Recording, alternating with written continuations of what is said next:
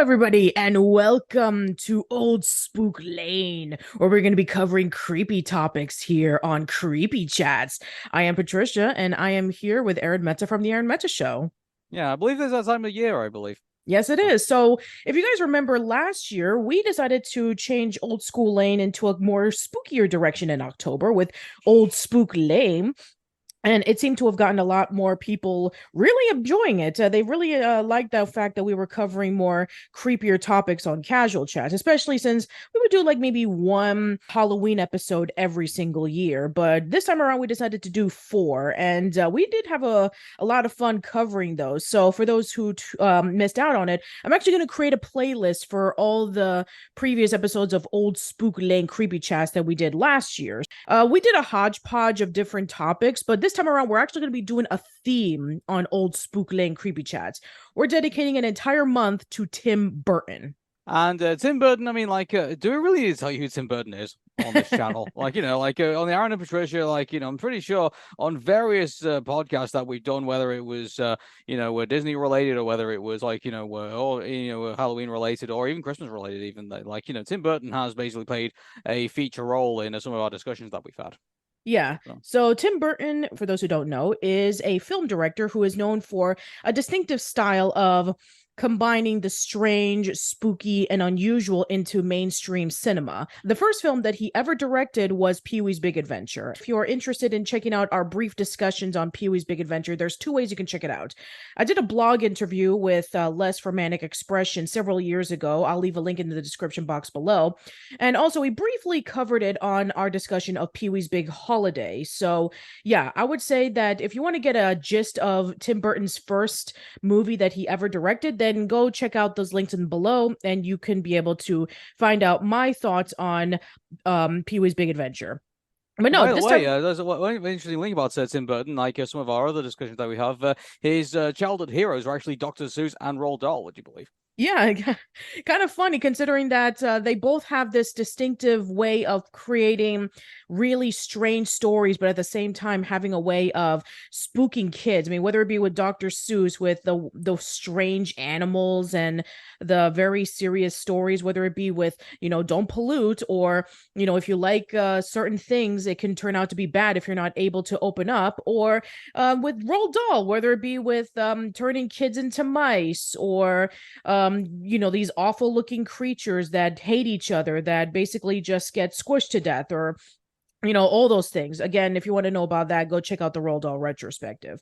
But no, Tim Burton, at the time in the 80s, he was this really rebellious director who had formerly worked in Disney, and then he left because he felt that, you know, Disney wasn't exactly able to give him the creative freedom that he wanted. And then he directed... Doesn't that ring a bell?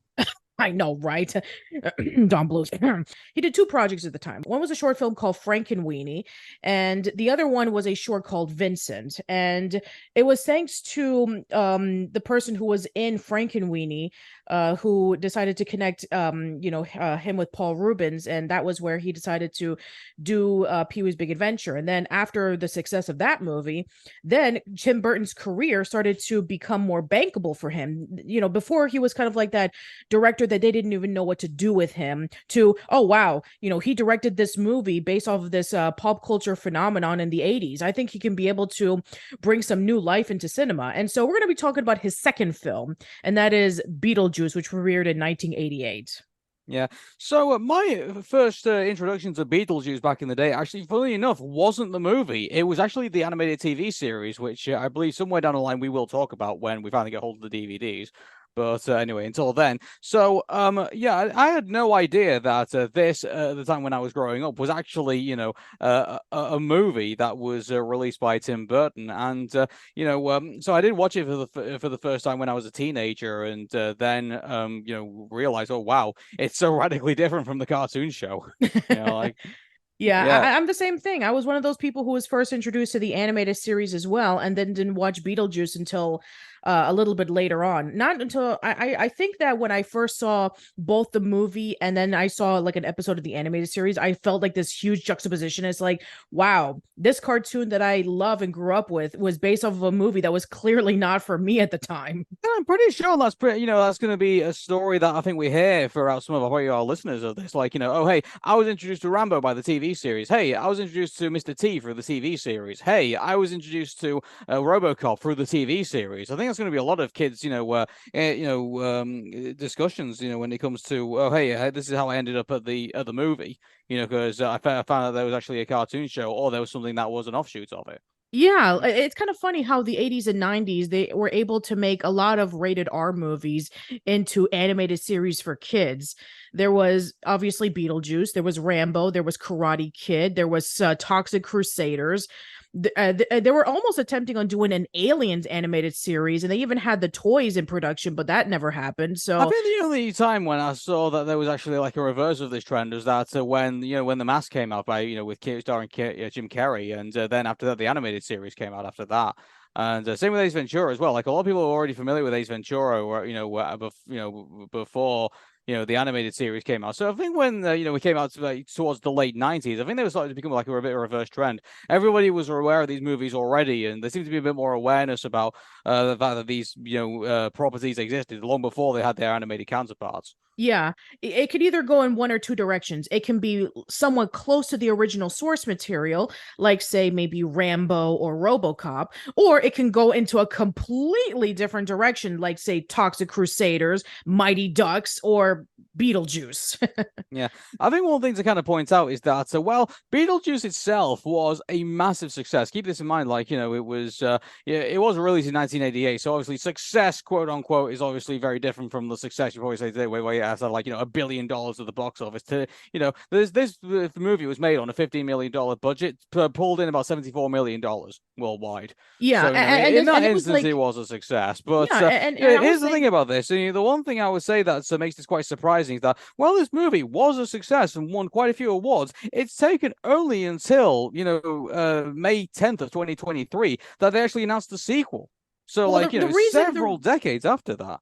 The reason why is because they were planning on doing another sequel to Beetlejuice, like way around the early 90s. If you remember, there was an announcement about that Tim Burton and Michael Keaton were planning on doing a sequel to Beetlejuice called Beetlejuice Goes Hawaiian. And then that project was in developmental hell for several decades until eventually they decided to scrap the idea. And now we're going to be getting the new sequel that's going to be coming out next year, which is not derived from Beetlejuice Goes Hawaiian.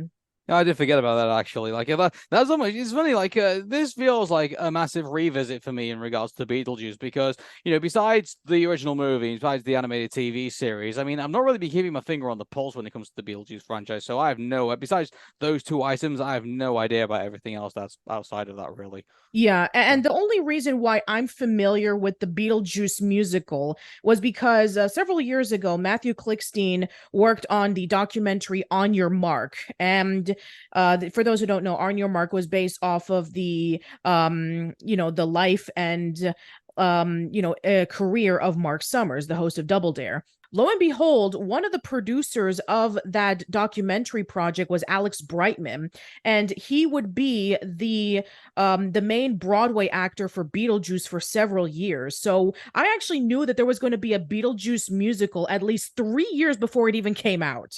Yeah, so I have not seen the Beetlejuice musical, and I really want to because I've heard a lot of great things about it. But Yeah. Anyway, unfortunately, before we get into that, I mean, obviously there is the Beetlejuice itself, the subject matter to get in hold of. So, okay, let's do that. okay then. So, this movie takes place in Winter River, Connecticut. So, Barbara and Adam Maitland decide to spend their vacation decorating their idyllic country home. They are driving home from a trip to the town. Barbara swerves to avoid a dog, and the car plunges into the river. After returning home, she and Adam notice that they now lack reflections and find a handbook for the recently deceased.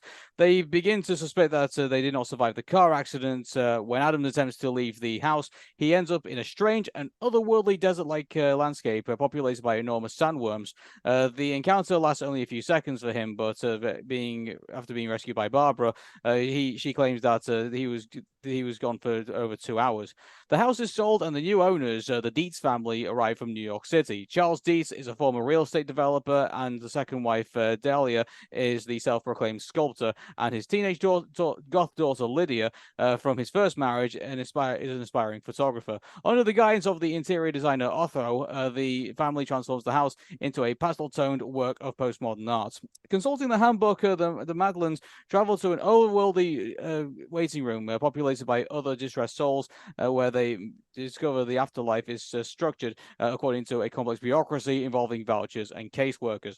The Madeline's caseworkers Juno informs them that they must remain in the house for the next 125 years playing on the plane of a dire fate.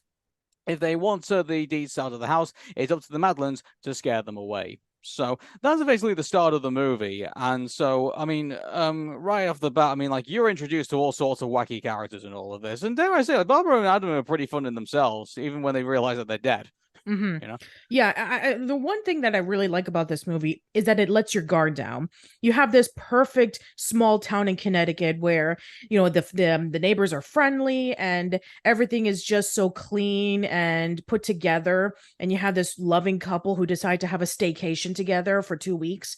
And you have the It makes you scenario. wonder, though, like, when you say that, I mean, it makes you wonder if they should have gone full force with it. Like, maybe they should have, like, because, from the get-go, like, when you see the credits and when you, like, the intro credits and you see, like, the intro graphic, you know what you're in for, effectively, I mean, in regards to all of that. at the time, I'm sure that they probably didn't even expect to see all the craziness and wackiness that Beetlejuice would offer. I mean, today we know this because it's become a pop culture phenomenon, but I'm sure at the time Tim Burton was only known for Pee-wee's Big Adventure. And yeah, it had its sense of realism and wackiness, but it was more towards the sense of realism because Pee-wee would, be riding around across the country to look for his bike, and he would meet up with strange characters along the way, but they were not in the supernatural unless it was in his dreams. So yeah, this is like the first time that we would see full force on what Tim Burton is able to do with combining like the everyday mixed with the crazy and the strange. Yeah, but it makes you wonder, like, maybe they should probably go like in that direction, because if you remember, where Monsters Inc., that 2003 movie, they originally were going to go with, like, the bedroom scaring scene, where they were like training in that, and then it would all be kind of come as elaborate. So they realized that that's kind of like, took away the, like, the comedic intro of, like, what Monsters Inc. was supposed to be. So that's the reason why they ended up putting in, like, the 2D intro that they started off with, if you remember. So I think it makes me wonder, like, if they really wanted to go full force, like putting people, like, in a state of unease, maybe they probably should have started off somewhat like that, where, like, the music isn't like, the Beetlejuice intro. It's like, it's all happy and nice, and, like, there's it's kind of like the Carpenters, if you will, like that type of thing. And then all the intros would come in, and then after that, you then start to feel uneasy as you start going further through into the movie. Mm, You know. So interesting. even like the credits, even the text that they use for the credits, even looks like something out of Ghostbusters. I guess that's true, yeah. You have this annoying neighbor who is just constantly forcing them to sell the house because she thinks that a family would be more suited for them because, oh, just these two people living in this large house. I mean, what are you going to do with that? So, yeah, I think that, with seeing the neighborhood, by the way, this is the only time that we ever get to see the entire neighborhood. After this, it's mostly in the house. And you would think that you'd be completely bored and you would have sensory deprivation because they're just located in just this one house. They don't go outside. They're not able to, see the human world. But then everything changes once they're dead. And then we get to see the supernatural world. We get to see the desert with the sandworms. We get to be able to see the office of the recently deceased. We get to be able to see the model coming into a larger scale. So it plays to his advantage because you would think that you're going into one direction, but then you're just in a complete 180 going to another one. And yeah, but I think the one thing I would say is that you're sort of expecting it, aren't you? After yeah, you're expecting it now, yes, but at the time, I'm sure that for audiences who are seeing this movie for the first time, I'm sure it just like took them like completely off the loop. It almost kind of reminds me of when. Well, I think from one aspect, I think you could say that, oh, hey, look at this nice couple, like really nothing bad happens to them, like they got their whole lives ahead of them, and then all of a sudden, like they drown. So I guess maybe from that aspect, I guess you could say, yeah, people will probably be taken aback a little bit by that. Yeah, it kind of reminds me of being taken back by that. Yeah, it kind of reminds me of when Psycho first came out in 1960, and you had Alfred Hitchcock, who didn't want anybody to know that Vivien Leigh was going to die in the first act because it was promoted that she was going to be the main star. And so he actually locked the theater doors on purpose so that if anybody showed up late, they weren't able to come in at all, so that they'll be confused. It's like, wait a minute, where's Vivien Leigh? So yeah, it brings into that plot twist about like, oh wow, she actually gets killed off in the first act. So I guess for people who didn't know what to expect when going into Beetlejuice, it's like, wait a minute, now they're dead? So that just gets you intrigued about like, okay, what's going to be happening next? Well, I think when they go on the first scene where like they came in like they're all dripping wet and stuff, and mind you, the one thing that they do is to kind of like impound that is that all of a sudden the fireplace starts up by itself, and then then you see like the book appear, and it's like hey, something is definitely not right is going on here, but our characters who were first introduced to Barbara and Adam, they're not aware of that yet. No, they're not aware of that. I think there is an instance though that the audience are kind of catching on to like what's going on. Absolutely. I mean, the first thing that we see, other than just them dripping wet and walking home, is that there's no footprints. And also, when they walk into the fireplace, it's like, wait a minute, we didn't start this fire. What? I never noticed that, actually. That's a good point. The only thing I noticed is that, when she brought the horse, like, in front of the mirror, and, like, you can only see the horse and nobody else. Oh, yeah, the reflection, yeah. So. Oh, wow. I totally missed out on that. Wow. Okay, then. Yeah. And by the way, we watched the 4K version. Yeah. And it looks great, by the way. Yeah, this is I would say that for a movie that came out in 1988, the effects, I would say, I mean, it is obvious of what's real and what's not. I mean, you can definitely tell when some parts are made of clay or when some parts are made of made models and stuff like that. That is apparative, but I would say, but again, that's the style of the time. Again, go back to Pee-wee's Big Adventure. You look at Large Marge now, and you could think, oh wow, that's just plasticine all kind of stuff together and stuff. Yeah, exactly. That's the way they did graphics at the time. Like I get there's probably like various updates that people have done like to movies like back in the day to like make them look a bit more like real, but you can tell. That's the great thing I think about Beetlejuice. I think what makes it a really nice nostalgic piece, which is that you can see like all the time and effort they went in to make the practical effects of the movie. And I think that's what James Rolfe, every time that he does an episode of Cinemassacre's Monster Madness, yeah, where he would always talk about like in the 80s they used to do practical effects. Today is everything is CGI. They don't make movies like this anymore. So I guess when you see Beetlejuice and you see that everything that was done in effects was made with practical effects and with no CGI, it just makes it even more impressive by today's standards. Yeah, and by the way, anyone who's not really happy with CGI right now, like wait till AI comes into the movies. Yeah, we're not in a good place then after that. I guess not. Yeah. I tell you what, it's gonna give more appreciation for movies like Beetlejuice. I think the way that cinema seems to be going.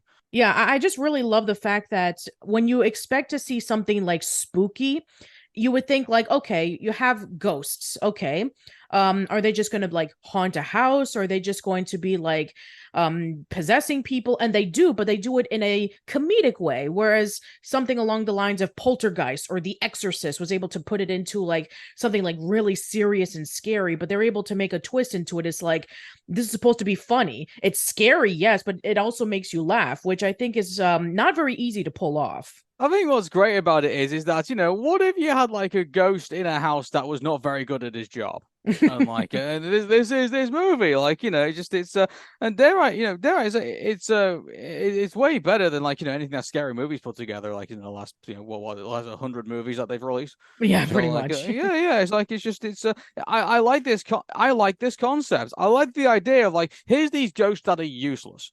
Basically, like, they're trying their best to, like, scare the people out of the house, but everything they seem to do is either seen as like, a novelty, or it seems to have done as comedic, or they're not aware of like their surroundings around them. So of course it's gonna, go unnoticed, because obviously, it's only one person, who's Lydia, who can actually see them compared to everybody else in there. So yeah, I like this idea that, they are trying. You can see that they're trying their hardest, but unfortunately, it just doesn't come through. And the reason why it doesn't come through is because they're so preoccupied. You have the Deets family, which consists of Charles, who's a real estate developer, Delia, who is a sculptor, and Lydia, who is into like goth and strange and dark things. So, yeah, I would expect for somebody like Lydia to be able to see Barbara and Adam, because she is into the strange and unusual, and she was able to read through the handbook really easily. Whereas for Barbara and Adam, they couldn't be able to comprehend it. So, I mean, I really love the Deets family. I mean, they're just this prime example of just this awful, presumptuous, and stuck up family that you would expect to see in the 80s. I mean, like around that time of the 80s, you had the yuppies where they were just all about business. And it perfectly aligns with, the kind of characters that we would see back then, in which the only thing they care about was just their. But aren't they the perfect folly for Barbara and Adam? When you think Yes. about it, like, they are a family of like, also just a bunch of eccentrics themselves. Like, you got the overworked, father figure, and then you've got the mother, who's like lives in her own world, and basically just trying to take control of everything. Very very control freak. Then you got Lydia, who like is just like, the outcast pretty much, and is the person who it definitely, it fits the bill of like someone who could talk to ghosts, because she doesn't see herself as pretty much alive. She's pretty much half dead in this movie. Yeah, pretty much. And she Yeah. always dresses up like she's going to a funeral. Yeah, exactly. So, like, these are a bunch of weirdos who have walked into a haunted house, and whether it would have been like, you see, movies now, where like haunted movies, where it's a bunch of teenagers who are like completely dislikable, and like, the killer goes around and kills them all one by one and stuff like that. Friday the 13th, or where you have like a movie where it's a nice little family who like doesn't want any trouble, and all of a sudden the ghost comes in to haunt them, like, for unknown reasons, and you really do feel for them. In this case, I mean, it's kind of like the reverse. You kind of feel for the ghosts, not for the people occupying the house. Yeah, this isn't like Poltergeist, in which, the family is really nice, but then all of a sudden this whole place is completely haunted and they're affected by it. And it's not like a slasher movie like Friday the 13th, in which you hate these characters and you're rooting for the killer to kill them off because they were awful. But yeah, I would say that this is a really nice reverse, in which you actually are rooting for the ghost to kick off this family, because this family is already really weird and strange, and they completely change the house, and they are trying to get, scare them away so that they can be able to get their house back to normal, because they're going to be stuck there for 125 years anyway. Yeah, I guess our somewhat villain in this movie, I guess, is Otho. I guess you could say. I mean, Yeah, like, kind of interesting about how a lot of people would think that, oh, Beetlejuice is the main bad guy. Well, he kind of is, but Otho, I would say, is the one that's kind of like leading in towards villainy, at least towards the third act. You think about him as like this, oh, I am this interior designer, and I think that this is going to be the best for everybody. He's just into himself. And, he clearly is like trying to lead Delia into doing a whole bunch of things. And then eventually he starts picking up on the supernatural stuff, which he claims that he's just as passionate about as interior decorating.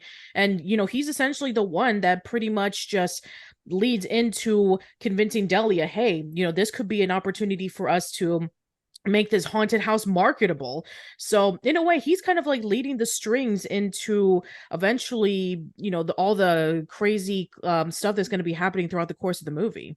Yeah, I mean, I guess we can talk about Beetlejuice himself. I guess at this point, Oh yeah, let's like, do I mean, so. here's the thing about this, like, in a way, he is a villain in this movie. I mean, obviously, he does some like really horrendous and awful things. By the way, this movie would never fly in the Me Too era.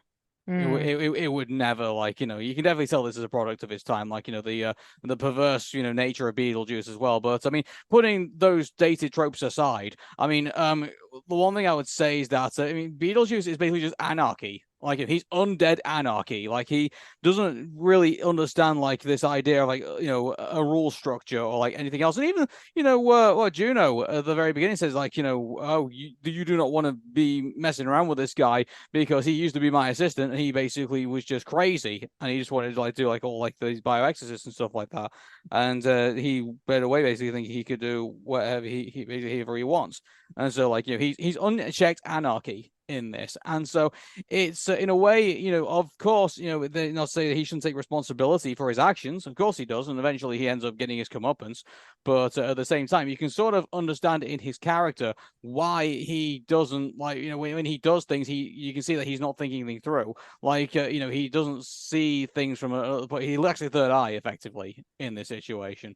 So of course he's just going to be crazy and he's going to do things without thinking, and he is basically going to be our anarchist in this movie effectively.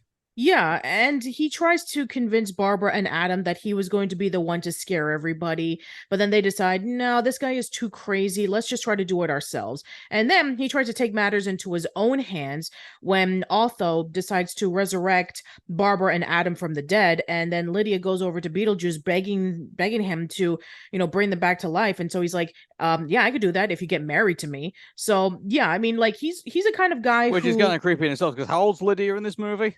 she's like what, like 13 or something? Yeah. Yeah. It's yeah.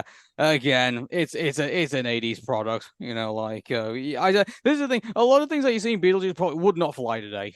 They just wouldn't. Yeah, that's Yeah. true. I mean, like the constant kissing and the groping and checking on Barbara's underwear and the fact that he grabbed his crotch and he yelled out "nice fucking model." Yeah, that kind of stuff would not. Oh, and don't forget about the don't forget about the brothel that just so happens to be right in the middle of the model of the Oh yeah, entire which Juno town. built to catch Beetlejuice and like and trap him in that.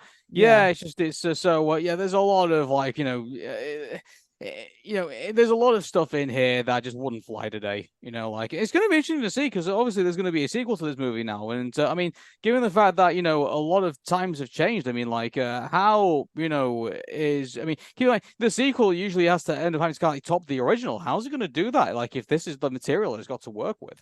It's got to be creative. That's the thing. They're Yeah, gonna that's have the to, thing. yeah, Yeah, they're they're gonna gonna have have to to go. work. They're gonna have to work around the fact that there are some things that cannot be done today. So I'm sure Mm. that they can be able to be creative on it because if Beetlejuice is very successful as a musical, I'm sure that they'll create something that'll be able to I mean, here's retroact. the thing about this. I've not seen Beetlejuice the musical, so I don't know how faithful it is to like the movie adaptation. So, but I mean, the problem is that they could bring Beetlejuice back, but then they realize it's kind of the same way that people were trying to bring Duke Nukem back. It's kind of like, oh yeah, you can see like he was kind of cool in the '90s when he's like seeing like all these catchphrases and like being a doing all this stuff, but you kind of realize why he's kind of like not really relevant in 2023. You Hmm. know. Yeah, that's gonna be really interesting. That's something we're gonna be talking about next year. Hmm. Yeah, but in the meanwhile, I think that Michael Keaton as Beetlejuice is absolutely just amazing. The fact that he was able to play around with being really serious about his job, but at the same time just being really manic and crazy and just scaring people for fun and just being this absolute pervert. I mean, he was able to like mix all of these characters together, like almost a character that has like multiple personality syndrome and able to just put them all together. I mean, that would be annoying if not done right. And Michael Keaton just hits it right out of the park. Yeah, and I mean, the one thing I'll say about Michael Keaton's performance of Beetlejuice, I think, is it's really good. in the way that he just captures his character so well, and it makes you wonder. I mean, I would have loved to have seen the test screenings for the test shooting for Beetlejuice when they were first coming up with the concept, and him being in the makeup and doing I just see him do ad lib if anything in this character. I think it'd be really good to watch. Yeah, it would be really interesting to watch, and especially since there were other people who were planning on being Beetlejuice, but when Tim Burton saw Michael Keaton's performance, he was sold. Imagine Sammy Davis Jr., Dudley Moore, and Sam Kinison as Beetlejuice. That would have been a really interesting alternative universe we would have been living in. Who knows? It'd be interesting to see, if they did do the sequel and it's oh, hey, let's bring all these guys back and say let's do various versions of Beetlejuice, he's that with Buck in Ice Age when he has these all variations in his head. Maybe they could have done a scene with that where there's various versions Beetlejuice all kind of that different have a scene like that. That'd be kind of cool to watch. Interesting. Yeah. Yeah, and I think that I mean, not just Michael Keaton as Beetlejuice is fantastic, but I would argue that the entire cast is really great. Well, I mean, you got Alec Baldwin from back in the back when his hair was his natural color, but yeah, so that's kind of jarring to think about. That was Alec Baldwin back in the day. We know him for various other roles nowadays, like 30 Rock and stuff like that. But just to see him in that role is just oh yeah, that was Alec Baldwin back in the day. And also, Gina Davis is also in this movie too. Yeah, and this was like after she did The Fly. If you remember, that was that reboot of the 50s movie that had her and Jeff Goldblum in it. And it's yeah, I mean, I guess this wouldn't be a drastic change because that movie was scary. It was essentially, a guy turning into a fly. So I guess this would be kind of fitting into it just fine. And I think that Winona Ryder does a really good job. This was one of her earlier roles. Actually, that's one thing I would say. If you're going to be doing with a Tim Burton movie, don't be too surprised if Winona Ryder is not too far behind. So. Yeah, that's true. And that's the thing is that this would be the beginning of Tim Burton using the same people over and over again. He brought back Danny Elfman to do the music. He would bring back Michael Keaton several times, obviously for the Batman movies. He would bring back Jeffrey Jones for Ed Wood. And yeah, he would use, essentially, his favorite actors over and over again. I remember we even had a discussion about this when we were talking about Wes Anderson, in which he would bring back the same people over and over again. And we even said that as long as they were able to fit to the character, then I don't mind if the same director cast the same actors if they're able to play it off differently than the previous movie that they were in. The one thing I would say that in a way, some directors obviously will keep going back to some, Quentin Tarantino goes back to Samuel L. Jackson, quite a few times. And Martin Scorsese always goes back to Robert De Niro and Leonardo DiCaprio. Exactly, yeah. I mean, there's a reason why directors go back to some of their people, in their other, roles, because obviously they can trust them with with their material and also see their creative image as well. So, of course they're going to go back to these people time and time again. Yeah. And also, they're great actors too, so of course you're going to go back to them. So. Yeah. Absolutely. And I think that they were able to pull it off very well. I mean, you can believe that these are the characters in the movie. They're not just they're the actors who are trying to play as a character and all you just see are the actors. You actually believe that they are the people that they're portraying in the movie. And so I would say that everybody who is in the cast of Beetlejuice, I mean, obviously they nail it down to a T. Absolutely, yeah. That's one thing I'll definitely say about this whole, everyone that they got into this movie, I think did it 100% correct. And, I can't say there was one, character in this movie that I could say, well, maybe they could have gone in this direction, maybe they could have gone in that direction. No, I think they've done it all perfectly well. Absolutely. And the music fits in so perfectly. We know Danny Elfman did really good on producing the movie for Pee-wee's Big Adventure, but he went all out for doing the music for Beetlejuice. It fits in so perfectly of the wackiness, the scariness, and the quiet, mellow atmosphere. It just works so well. Yeah, and I mean, he can go both ways. I mean, he can, you're talking before, putting in people in a false sense of security. The music obviously plays to that, and then eventually, as things start to get more surreal, the music starts to pull into that direction, and then all of a sudden, he'll put you into a false sense of security again, and then all of a sudden you start getting a musical haunting. that we got with like all the characters, like what was that song they were all dancing to? Oh, Adeo, the Banana Boat song A by day Harry about Belafonte. Yeah. Yeah, exactly. Like all of a sudden, the music just plays down and that suddenly kicks in. The music in this movie is actually it was really good at taking the audience for a ride, along with the visuals. Yeah. And I thought it was really interesting that they were able to include two songs from Harry Belafonte into a movie that's supposed to be like wacky and strange because, usually those kind of songs would be party songs. They're calypso I would argue songs. that, yeah, but that's wacky and strange, don't you think? Like, what's a Yeah. Calypso song doing here? Yeah, exactly. I guess that's true. Yeah. that's out of the comfort zone. Yeah, I So guess yeah, that's true. yeah, no, I think they did that right. I mean, it's you could probably put like any wacky song I think in that situation, to kind of where to. It even works in the mask. Like, do you remember when they did the Calypso scene in all of Oh yeah, that? that's right. When When they were in the I club. mean, Yeah. obviously it was played differently. This was played because obviously it's the mask. Obviously it's Jim. It's Stanley Ipkiss's alter ego effectively coming out in the most spectacular way. But I mean, I would say if you execute it correctly, it can really work to advantage. Then all of a sudden, people walk out of the theater. It's like, oh wow, I'll remember that scene for like decades, and I'll even be telling other people about it. The reason why Yeah. it makes this movie so great. And this is another scene that is like, oh my god, I can't that just happened. You know.